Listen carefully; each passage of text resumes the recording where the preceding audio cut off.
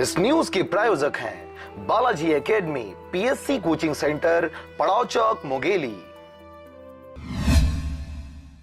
छत्तीसगढ़ परिचारिका कर्मचारी कल्याण संघ अपनी लंबित मांगों को लेकर 18 मई से अनिश्चितकालीन हड़ताल कर रहे थे, जिससे मेडिकल व्यवस्था चरमरा गई थी।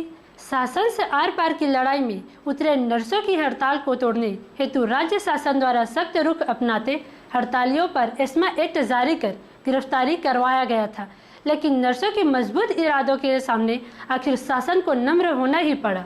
शासन ने 45 दिनों में उनकी मांगों को पूरा करने का आश्वासन दिया है।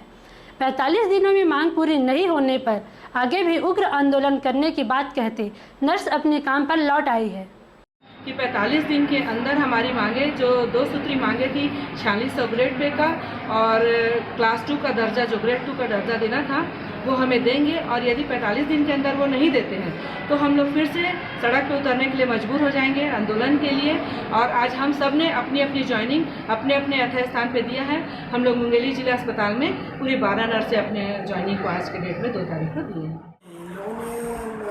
अभी तो उसमें आया था, टीवी न्यूज़ भी आया था, पेपर में आ गया है कि इनका हड़ताल काला हो गया है और इन लोगों ने अपना हड़ताल समाप्त कर दिया। और उसके परिप्रेक्ष्य में आज जो 12 सिस्टर जो हड़ताल पे थी, वो लोग ज्वाइन कर दिया।